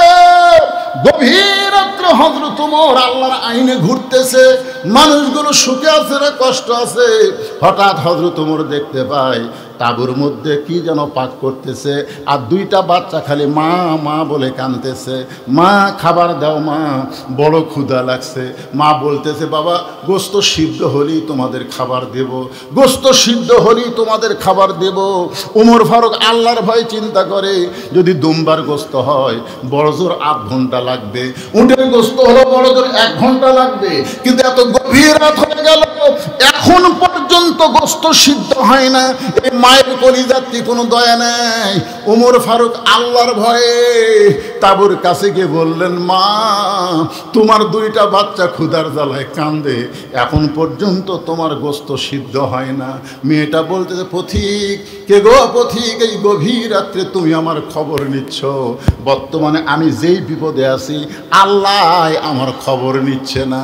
অনেক মানুষ বিপদে পড়লে আল্লাহর উপর বিরক্ত হয়ে যায়, জোরে কোন কথা ঠিক কিনা? যেরকম গাজা থেকে এক মহিলা তার মৃত বাচ্চাকে আসমানের দিকে তুলে বলতেছে, কয়েকদিন আগে সেটা ফেসবুকে দিয়ে দিছে, যে একটা বাচ্চাকে আসমানের দিকে তুলে বলতেছে, আল্লাহ আল্লাহ আমি অপরাধ করছি, আমার শিশু বাচ্চা কি অপরাধ করছে, কি অপরাধ করছে? আল্লাহ তুমি কি করতেছো? আল্লাহ তুমি কি দেখতে পাচ্ছ না? তুমি ইব্রাহিম নবীকে নমরুদের আগুনের মধ্যে তুমি হেফাজত করলা, তুমি মুসা নবীকে সাগর রাস্তা বানায় দিলা, আর মুসলমানকে বাচ্চারা এভাবে হত্যা করতেছে, তুমি কি দেখতে পাচ্ছ না? আল্লাহ মাঝে মধ্যে মুসলমান বিরক্ত হয় না? কি কোন হয় কি হয় না? কি বিরক্ত! ওয়াজ করে রোডে আছে, টাঙ্গাইলে আমার ওয়াজ, রোডে কেবল আছি, এসে চা খাইতে খাইতে বউরে মোবাইল করতেছি, ম্যাডাম খবর কি? আমি আজকে 2 কেজি চমচম নিছি, বাড়ি থেকে আসতেছি, বউ বলতেছে ইন্না লিল্লাহ, আসেন না। আমি বললাম কেন? বলে সন্ধ্যা থেকে পুলিশ ঘুরতেছে, সন্ধ্যা থেকে পুলিশ ঘুরতেছে, বাড়িতে আসেন না। চিন্তা করছেন, 2 কেজি মিষ্টি নিছি আমার বাচ্চা করে খাওয়াবো, আর পুলিশ ঘুরতেছে আমার দরজা।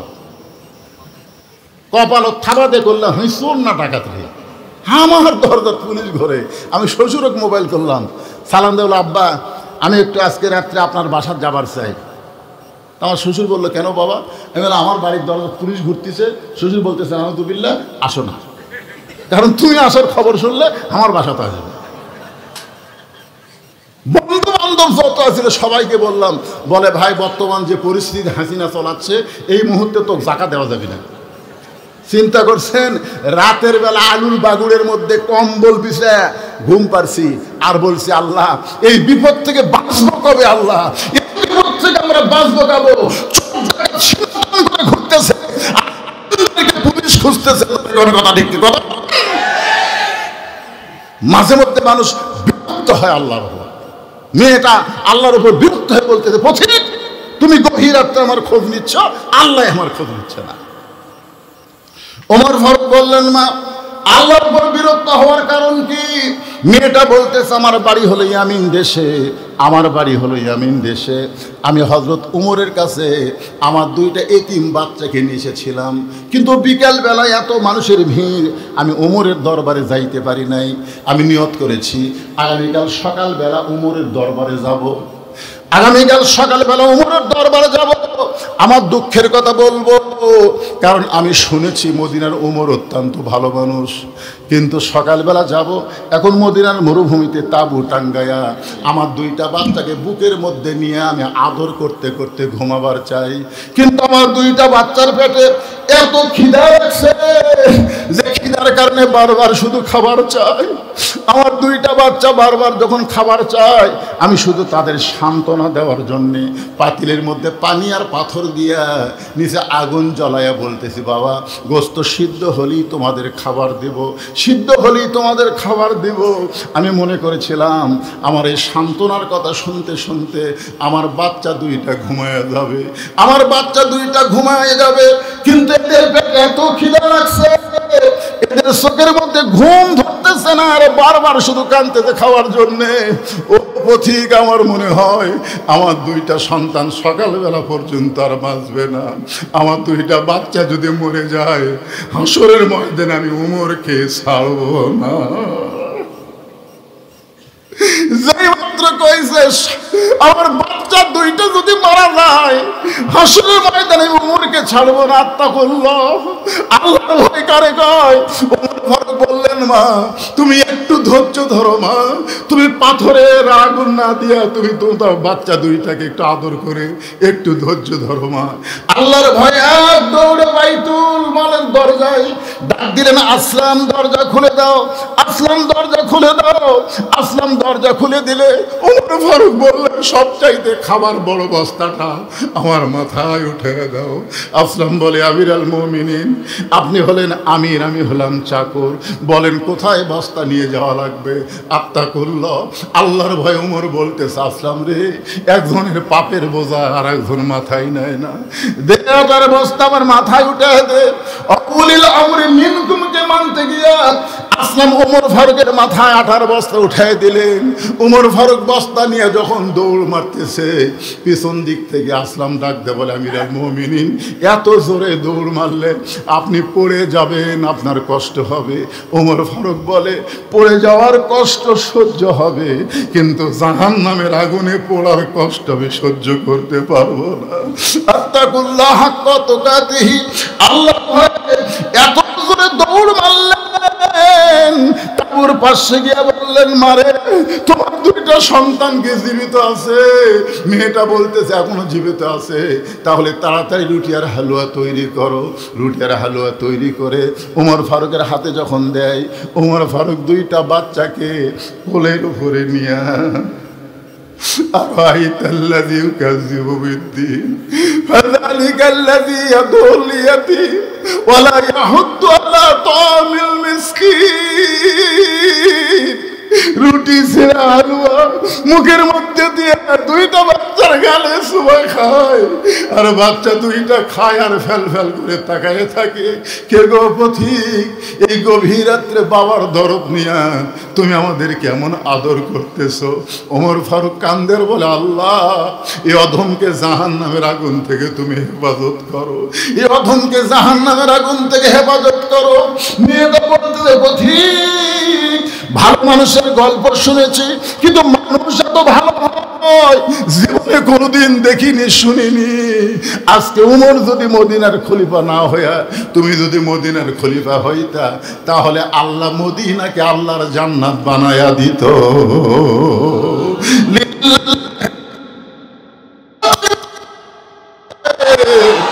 আল্লাহর ভয় কলিজার মধ্যে আসবে, মানুষের তৈরি আইন দিয়ে না, একমাত্র আল্লাহর কোরআনের আইন দিয়া। এরপরে আল্লাহ বলতেছেন, ওয়ালা তামুতুন্না ইল্লা ওয়া আনতুম মুসলিমুন। 4টা বিষয়ের মধ্যে আমি 3টা বিষয় কম বেশি আপনাদের সামনে আলোচনা করেছি। এই বিষয়টা অত্যন্ত গুরুত্বপূর্ণ যে মুসলমান না হয়ে তোমরা কেউ মরেও না। এই কথাটা একটু গুরুত্ব দিয়ে আমি আপনাদের বলবো, আপনাদের শোনা লাগবে। রাজি আছেন ভাইজান? তবে এই যে মাদ্রাসার মাহফিল, আপনাদের কাছে মাদ্রাসার জন্য কোনো জোর জবরদস্তি নাই। মাদ্রাসার বাচ্চারা আপনাদের ভিতরে একটু ব্যাগ নিয়ে যাবে, যার পকেটে যা আছে 10 টাকা 20 টাকা 50 টাকা 100 টাকা এই মাদ্রাসায় আপনারা দান করবেন। আপনারা আল্লাহর হস্তে দান করবেন। পকেটে যার টাকা আছে, আপনাদের কাছে যদি ছাত্ররা ব্যাগ নিয়ে যায়, আপনারা একটা টাকাও দিবেন না। এই ভাই ওঠেন কে, ভাই না, এই সময় ওটা চলবে না তো, না এই সময় ওটা উঠলেই বোঝা যাবে যে আপনি না দেওয়া পার্টি। আপনি আমার ওয়াদের সময় ওঠেন, অসুবিধা নেই, কিন্তু এখন যে কথা বলতেছি যে 10 টাকা হোক 20 টাকা হোক যা পারেন কিঞ্চিত হলেও আপনি দিবেন। কিন্তু একটা মেয়ে দান করছে, এই মনোযোগ দিয়ে শোনেন, মুসলমান হয়ে মরা লাগবে, ঠিক কিনা বলেন? মুসলমান হয়ে যদি মরতে চায়, এখন তো সব কিছু মাথা থেকে বের করে দেয়, মনোযোগ দিয়ে শুনবেন। আল্লাহ খাদিজার পেট থেকে নবীকে 7টা সন্তান দিছিল। মা খাদিজার পেট থেকে আল্লাহ নবীকে 7টা সন্তান দিয়েছে। তার মধ্যে 3টা হলো ছেলে আর 4টা হলো মেয়ে। 3টা ছেলে অল্প বয়সে মারা গেছে, 3টা ছেলে, একটা হলো তৈয়ব, একটা হলো তাহের, আর একটা হলো কাসেম। তাহলে কয়টা হলো? আর একটা ছেলে মারিয়া কিপ্তিয়া নবীর একটা বউ ছিল, সে বউয়ের পেট থেকে একটা ছেলে হয়েছিল, তার নাম হলো ইব্রাহিম। তার মানে বোঝা গেল নবীর ছেলেও 4টা, মেয়েও 4টা। 4টা ছেলেকে আল্লাহ তাআলা অকালে দুনিয়া থেকে নিয়ে গেছে। এ নিয়ে যাওয়ার পিছনে একটা কারণ হলো, যত বড় বড় নবী দুনিয়াতে এসেছে, প্রত্যেক নবীর সন্তানকে আল্লাহ নবী বানাইছে। আদম আলাইহিস সালামের সন্তান শীষকে আল্লাহ নবী বানাইছে। আবার ইব্রাহিম আলাইহিস সালাম বড় নবী, তার সন্তানকে ইসমাইল ইসহাককে আল্লাহ নবী বানাইছে। আবার ইসহাক বড় নবী, তার সন্তান ইয়াকুবকে আল্লাহ নবী বানাইছে। এভাবে ইয়াকুব বড় নবী, তার সন্তান ইউসুফকে আল্লাহ নবী বানাইছে। আর একজন বড় নবী ঈসা আলাইহিস সালাম, দাউদ আলাইহিস সালাম, তার সন্তান সুলাইমান আলাইহিস সালামকে আল্লাহ নবী বানাইছে। আর একটা বড় নবী ঈসা নবী, তাই বিয়েই করেনি, তার সন্তান হবে কোত্থেকে? তার নবী তো হওয়ার কথাই আসে না। কিন্তু আমাদের নবী হলেন সর্বশ্রেষ্ঠ নবী। তার সন্তান যদি বড় হয়, তাহলে আল্লাহ নবী না বানালে কেমন দেখায়? কারণ আল্লাহ ঘোষণা করেছেন, মা কানা মুহাম্মাদুন আবা আহাদিম মির রিজালিকুম ওয়ালাকিন রাসূলুল্লাহি ওয়া খাতামান নাবিয়্যিন। ওগো নবী, আপনি হলেন শেষ নবী, আপনার পরে আর কোন নবী রাসূল কিয়ামত পর্যন্ত আসবে না। বর্তমানে যারা নবী নবী দাবি করতেছে, এগুলো সব হলো ভণ্ড। জোরে বলেন কি? বর্তমানে আমাদের বাংলাদেশের ওই ঠাকুরগাঁয়ের দিকে গোলাম আহমদ কাদিয়ানিকে নবী বলে ওই এলাকায় কিছু লোক আছে। আপনারা বলেন তো, আমার নবীর পরে নবী নাই? জোরে কোন, নবীর পরে নবী নাই। গোলাম আহমদ কাদিয়ানি কাফের। গোলাম আহমদ কাদিয়ানি সবাই বলেন বিশ্বনবীকে যারা ভালোবাসেন, গোলাম আহমদ কাদিয়ানি বললেই আপনারা বলবেন কাফের। গোলাম আহমদ কাদিয়ানি বাংলাদেশের প্রত্যেকটা জায়গায় আলেমরা বলতেছে এই কাদিয়ানিকে অমুসলিম ঘোষণা করতে হবে। তোরা কাদিয়ানি লিয়ে থাক, কিন্তু তোরা মুসলমানের বাচ্চা না। মুসলমানের বাচ্চা বিশ্বনবীর পরে কোনো নবী বিশ্বাস করতে পারে না। নবী তাকে দেখে নবীর 4টা মেয়ে কাঁদতেছে, 4টা মেয়ে কাঁদতেছে। 3টা মেয়ের কান্নার শব্দ শোনা যায়, কিন্তু একটা মেয়ের কান্নার কোনো সাউন্ড নাই, শুধু চোখ দিয়ে দর দর করে পানি পড়তেছে। 3টা মেয়ে কাঁদতেছে, কান্নার শব্দ আছে। আমার মা মইরা গেছে রে, কোথায় গেলে বলো আমরা মা পাবো রে, আমার মা মইরা গেছে রে। এরকম কিন্তু মেয়েরা কান্দে, কান্দে না ভাইজান? আপনার এলাকায় যখন বাপ মরে যায় মেয়েরা কান্দে না? আমার এলাকার বাপ মরে গেছে, 2 ভাই 1 বোন। বোন এসে বাপের লাশের কাছে কান্দা শুরু করছে, আমার বাবা মইরা গেছে রে, মরার আগে খাট দিবার চাছিল, সেই খাট আমাকে দিবি কে, আমার বাবা মইরা গেছে রে। আপনার বলেন তো, ওই কান বেড়াচ্ছে না খাট আদায় করে যাচ্ছে? বড় ভাই যা বলতেছে, কান্দিস না, যে খাট আব্বা দিবার চাইছিল সেই খাট আমি তো কিনে দিব রে, তাও বাবার লাশের কাছে কান্দিস না, বাবা রুহু কষ্ট পাবে। কিছুক্ষণ কান্না থামায়া আবার মিন শারিল ওয়াসওয়াসের খান্নাস, ওর ভিতরে শয়তান বলতেছে, খাট হলো কিন্তু তোষক বালুস এইগুলো কে দিবি? তখন বলতেছে বাবা যে খাড় দিবার চাছিল বড় ভাই সেই খাড় দিবে, কিন্তু এখন তোষক বালুস দিবে কে, হে আমার বাবা মইরা গেছে রে। তখন মেজো ভাই সে বলতেছে কান্দিস না পাগলি, এগুলো সব আমি দেবো, যা, তাও বাবা কষ্ট দিস না। আসলে ছেলেরা কিন্তু বাবাকে অত্যন্ত ভালোবাসে। তোর একটু কথা কন না কেন, কিন্তু না কান্দে, করে কাঁদতে পারে না, চোখ দিয়ে দর দর করে পানি ছাড়ে। জোরে কোন কথা ঠিক কিনা? খাদিজা দুনিয়া থেকে বিদায় নেওয়ার পরে তিনটা মেয়ে হাওমাও করে কাঁদতেছে, কুলসুমা, জয়নাব, রোকেয়া, কিন্তু ফাতেমার মুখের কোনো শব্দ নাই, চোখ দিয়ে দর দর করে পানি পড়তেছে। এমন সময় আল্লাহর নবী ডাক দিলেন, ফাতেমা তুমি একটু আমার ঘরে আসো মা। ফাতেমা যেই মাত্র ঘরে আইছে, নবী একটা কথা ফাতেমার কানে কানে বলে, ফাতেমা তোমার মা যখন দুনিয়া থেকে বিদায় নিছে, বিদায় নেওয়ার আগে আমাকে ওসিয়ত করেছে, দুইটা ওসিয়ত করেছে মা, সে ওসিয়তটা পালন করা লাগবে, কারণ ওসিয়ত পালন করা হলো ওয়াজিব। জোরে কোন ওসিয়ত পালন করা কি? তোমার মা ওসিয়ত করেছে, এক নম্বর ওসিয়ত হলো তোমার মাকে তুমি গোসল করাতে হবে, তুমি শুধু একাই গোসল করাবা, অন্য কেউ তোমার মায়ের কাছে থাকতে পারবে না, তোমার মাকে তুমি শুধু একা একা গোসল করাবা। আপনারা বলেন তো, গোসল করানোর সময় তার সব জায়গায় হাত দিয়ে তাকে ধুয়ে দেওয়া লাগে, জোরে কোন কথা ঠিক কি না? খাদিজা বলতেছে, খাদিজা ওসিয়ত করেছে যে আমি মরে যাওয়ার পরে আমার ফাতেমা যেন আমাকে গোসল করায় দেয়।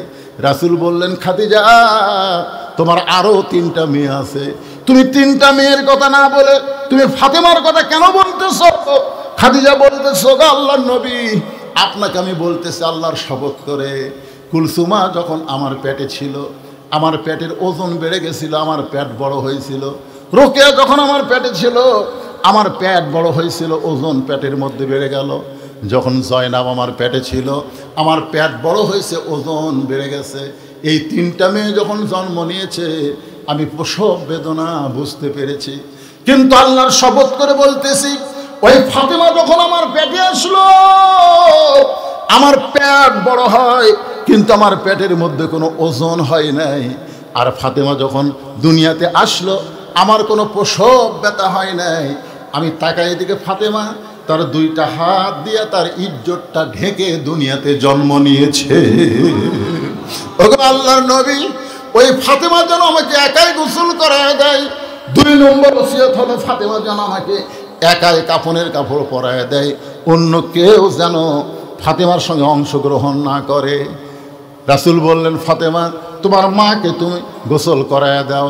এবার ফাতেমা একা একা গিয়ে খাদিজাতুল কুবরা, যিনি ইসলামের প্রথম মহিষী নারী, সর্বপ্রথম যিনি আল্লাহর নবীকে নবী বলে স্বীকার করেছে, সুবহানাল্লাহ বলেন, সেই খাদিজাকে গোসল করালেন। গোসল করানোর পরে সে বলতেছে, বাবা গোসল তো হয়ে গেল, এখন মার কাফনের কাপড় দেন। আল্লাহর নবী একটা জুব্বা বের করে ফাতেমার হাতে দিলেন। ফাতেমা জুব্বা নিয়ে কান্না শুরু করে দিলেন। রাসূল বলে, ফাতেমা কান্দো কেন? বলে, কান্দার কারণ হলো আমি মায়ের মুখে শুনেছি আমার মা হলো পৃথিবীর সবচাইতে ধনবতী রমণী, আমার মায়ের মতন এত ধনী মক্কায় কেউ ছিল না। আর সেই মা দুনিয়া থেকে বিদায় নিল, আপনি মক্কার দোকানে কি নতুন কোনো কাপড় খুঁজে পেলেন না? নতুন কোনো কাপড় না দিয়া এই পুরাতন জুব্বা কেন দিচ্ছেন বাবা? রাসূল বলল, ফাতেমা রে, এই জুব্বা সাধারণ কোনো জুব্বা নয় মা, এই জুব্বা পরা অবস্থায় কোরআনের 5টা আয়াত হীরা গুহায় আমার উপর আল্লাহ নাজিল করেছে। এই জুব্বা পরা অবস্থায় কোরআনের 5টা আয়াত আল্লাহ আমার উপর নাজিল করেছে। ফেরেশতা জিবরাইল যখন বলেছে ইকরা, আমি বলেছিলাম আনা বেকারি, আমি তো পড়তে পারি না। বারবার যখন বলে পড়েন, আমি যখন পড়ি না, তখন জিবরাইল আমাকে বুকের সঙ্গে জাপটে ধরে আল্লাহ আরশে আর আজিম থেকে তাওয়াজ্জু দিল, আল্লাহ আমার জবান খুলে দিল। এই জুব্বার সঙ্গে ফেরেশতা জিবরাইলের কোলাকুলি হয়েছে। তোমার মা দুনিয়া থেকে বিদায় নেওয়ার সময় আমাকে বলেছে, ওগো আল্লাহর নবী, আমি যখন দুনিয়া থেকে বিদায় নিব, ওই গাড়ে হীরার জুব্বা দিয়া আমার কাফনের কাপড় দিবেন। আমি সেই জন্যই তোমাকে এই কাফনের কাপড়টা দিচ্ছি মা, এটাই তোমার মাকে জুব্বাটা কাফনের কাপড় পরাইয়া দাও। ফাতেমা জুব্বাটা নিয়ে যখন কাফনের কাপড় পরাতে ঘরের মধ্যে ঢুকলেন, আল্লাহ রাসূল পিছনে পিছনে হাঁটলেন, ফাতেমা সামনে সামনে ঢুকলেন। ঘরের মধ্যে ঢোকার সঙ্গে সঙ্গে নবী দরজা বন্ধ করে দিলেন। ফাতেমা কাফনের কাপড় পরানোর পরে ঘরের দরজা খুলেছে, নবী তাকায় দেখে ফাতেমা মুস্কি মুস্কি হাসতেছে। ফাতেমা মুস্কি মুস্কি হাসি দেখে রাসূল চমকে গিয়ে বললেন, ফাতেমা, কাঁদতে কাঁদতে তুমি ঢুকলে আর হাসতে হাসতে তুমি কেন বের হলে? ফাতেমা বলতেছে, বাবা, কাঁদতে কাঁদতে ঢুকলাম, এটা অবশ্যই আপনি জানেন, কারণ কোনো মেয়ে যখন তার মাকে কাফনের কাপড় পরাতে ঢুকবে অবশ্যই কাঁদতে কাঁদতে ঢুকবে। রাসূল বলে, তাহলে কাঁদতে কাঁদতেই তো বের হবে, কিন্তু হাসতে হাসতে বের হলে কেন? ফাতেমা বলে, বাবা, আমি কাঁদতে কাঁদতে কেন ঢুকলাম, হাসতে হাসতে কেন বের হলাম, এটা কেউ না জানলেও আপনি জানেন। রাসূল বলেন, আমি জানি না। রাসূল বলে, আমি জানি না। মা ইয়ানতিকু আনিল হাওয়া ইন হুয়া ইল্লা ওয়াহয়ুন ইউহা। আমি নবী কিছুই জানি না, আল্লাহ যদি না জানায়। আজকে অনেক ভণ্ডরা বলে নবী গায়েব জানে, এমনকি তাদের পীর সম্পর্কেও বলে আমার বাবারাও গায়েব জানে। আপনারা বলেন তো গায়েবের এক নম্বর মালিককে? আরো জোরে বলেন, মালিককে? হুয়াল্লাহুল্লাযী লা ইলাহা ইল্লা হু আলিমুল গায়বি। পড়েন না আপনারা? পড়েন না? সূরা হাসরের শেষ দিন আয়াতে পড়েন না? তাহলে গায়েবের মালিককে? আরো জোরে। কোন পীর সাহেব গায়েব জানে? নবী জানে। নবী বলেছেন, আমি যা জানি তোমরা তা জানো না, আমিও জানি না, আল্লাহ যদি আমাকে না জানায়। ফাতেমা, তুমি কাঁদতে কাঁদতে ঢুকলে এটা আমি জানি, কিন্তু হাসতে হাসতে বের হলে এটা আমি জানি না। ফাতেমা বললেন, বাবা, তাহলে আপনি শোনেন, আপনার জুব্বা নিয়ে যখন আমার মাকে পরাবার চাই, এমন সময় দেখি ইয়ানজুরু বিনুরিল্লাহ, আমি নূরের চোখে তাকায় দেখি আমার মায়ের শরীরে আল্লাহ জান্নাতের পোশাক পরায়া দিছে। সঙ্গে সঙ্গে নবী বসে বললেন, নবী বসে বললেন, বসে মাটির মধ্যে হাত দিয়ে বললেন, আল্লাহ, যখন আমাকে নবী বলে কেউ স্বীকার করে নাই, তুমি যখন আমাকে নবুয়ত দিলে, আমি তখন মনে মনে চিন্তা করলাম, আমি যে নবী, আমি কার কাছে বলবো, আমাকে কে বিশ্বাস করবে? সর্বপ্রথম আল্লাহ রাসূল খাদিজার কাছে গিয়ে বললেন, খাদিজা, আল্লাহ তাআলা আমাকে নবুয়ত দান করেছে। খাদিজা বলতেছে, আমি নবী হিসাবে আপনাকে গ্রহণ করে নিলাম। নবী চমকে উঠছে, কেরে? শোনেন, নিজের বইয়ের কাছে হুজুর হওয়া যে কি কঠিন। আমি কিন্তু আপনাদের কাছে হুজুর, আমার বইয়ের কাছে কোনোদিন আমাকে হুজুর কয় না। সাদিয়ার বাপ, বড় মেয়ের নাম সাদিয়া, না হয় ছোটটার নাম সামিয়ার বাপ। আমি একদিন কলাম, কে রে, মানুষ আমাকে হুজুর কয়, তুমি একদিন আমাকে হুজুর কও না কেন? কও হুজুর, ও হুজুর আসেন ভাত খান, হুজুর আসেন। আর বউ খেলে হাসে, না হাসো কেন? বলে জনগণ আপনাকে চিনে না তাই হুজুর কয়, কিন্তু আমি চিনি তো, মালটা কি আমি জানি না। নিজের বউয়ের কাছে হুজুর হওয়া যে কি কঠিন, আর সর্বপ্রথম নিজের বিবির কাছে আল্লাহর নবী, সুবহানাল্লাহ বলেন না কেন?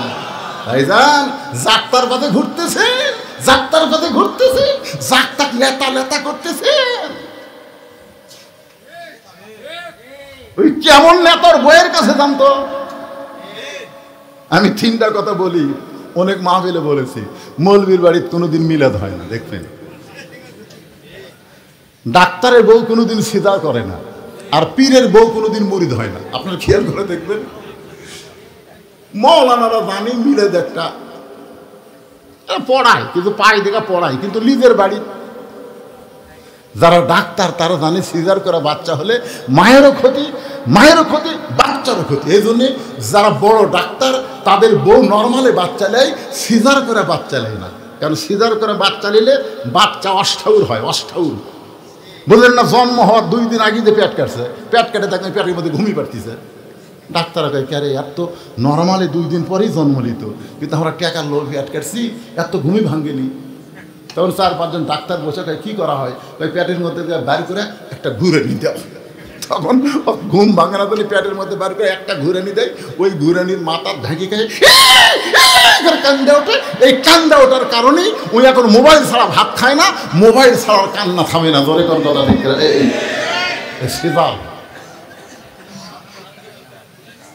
আর একটা হলো পীরের বউ কোনোদিন মুরিদ হয় না, কারণ বউ জানে এই 1 নম্বর লুচ্চা, মাঝে মধ্যে মুরিদের বউয়ের দিকে চোখ মারে, এর হাতে মুরিদ হম।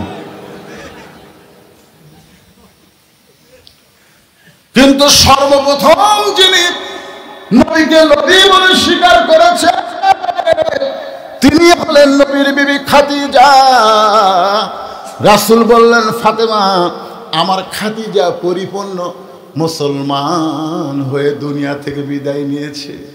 পরিপূর্ণ মুসলমান হয়ে যারা বিদায় নিবে, আল্লাহ বলেছেন আল্লাহ তাখাফ, তাদের কোনো ভয় নাই, ওয়ালা তাহজান, তাদের কোনো চিন্তা নাই, ওয়াবশিরু বিল জান্নাত, তোমার দেহ যাবে কবরে কিন্তু তোমার রুহুর কোনো কবর হবে না।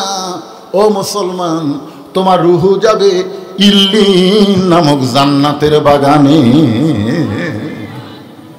খুশি না বেজার? এটা কি দিছে ভাই, কি দিছে রে? হ্যাঁ, তো যারা নামাজ পড়ে না ডাহা কাফের, মান তারাকা সালাতু মুতাম্মিদান ফাকাত কাফারা। 5 ওয়াক্ত লা ইচ্ছা করে 1 ওয়াক্ত নামাজ না পড়লে কাফের কাফের কাফের। কথা কন না কেন, কথা কন না কেন? এটা হিজবুত তাওহীদ আর হিজবুত পাক, যাই হোক এই সব শালা ভণ্ড। রাসূল বলেছেন 73 কাতার হবে, 1 কাতার আমি নবী সাহাবী অনুসরণ করবে, তারাই কেবল জান্নাতে যাবে। জোরে কোন কথা ঠিক কিনা? এক দর, এক দর। আমরা হলাম সেই দল। আল্লাহ কবুল করুক, জোরে কোন আল্লাহুম্মা আমিন। আল্লাহ আমাদের সবাইকে মুসলমান হিসেবে কবরে নিও। ভাইজান, এখানে চেয়ারম্যান সাহেব একটা কথা বলেছে, ফজরের নামাজ আমাদেরকে তাকবীরে উলার সাথে জামাতের সঙ্গে পড়া লাগবে। এই জন্য আমাকে রাত 9টার সময় নিয়ে আইছে, রাত 9টার থেকে রাত 11টা। আলহামদুলিল্লাহ, বেশি ওয়াজ শুনে লাভ হবে না, আমল করার মধ্যে লাভ। আলহামদুলিল্লাহ বলেন, ইস্তেগফার পড়েন, আস্তাগফিরুল্লাহ রব্বি মিন কুল্লি জামবি ওয়া তুবু ইলাই, লা হাওলা ওয়ালা কুওয়াতা ইল্লা বিল্লাহিল আলিয়্যিল আযীম। আমি আপনাকে একটা বইয়ের কথা বলতেছি, এই বইটা আমি কিছুটা পড়লাম। এই বইটার নাম হলো আহসানু তাজবিদ, মানে তাজবিদ মানে আল্লাহর কোরআনকে যে শিখতে হবে, আল্লাহর কোরআন শিক্ষার যে কি গুরুত্ব, কোরআনের এলেম ভিতরে না থাকলে যে ঈমান নিয়ে মরা তার জন্য কত কষ্ট হবে, এই জন্য এই বইটা অত্যন্ত গুরুত্বপূর্ণ। আমার কাছে বলেছে, ভাই এই বইটা যদি আপনি দেখেন মাত্র 300 টাকা হাদিয়া যদি কেউ নেন, অত্যন্ত গুরুত্বপূর্ণ একটা বই, 300 টাকা দিয়ে এই বইটা এখান থেকে নিয়ে যাবেন। যদি কেউ নিতে চান আপনারা নেবেন। এই দোয়া না করে উঠতেছেন কেন? আজকের মাহফিল আল্লাহ কবুল করবে। আস্তাগফিরুল্লাহ, দোয়া না পড়ে উঠেছেন কেন? আজকের মাহফিলের সম্মানিত সভাপতি, তার সমাপ্তি বক্তব্যের পরে ইনশাল্লাহ মোনাজাত হবে। হ্যাঁ, একজন উঠবেন না, আমার কলিজা খুশি হয়ে গেছে। চেয়ারত বসে থাকা ওয়াজ শোনা, লড়া নাই চড়া নাই, মাশাআল্লাহ।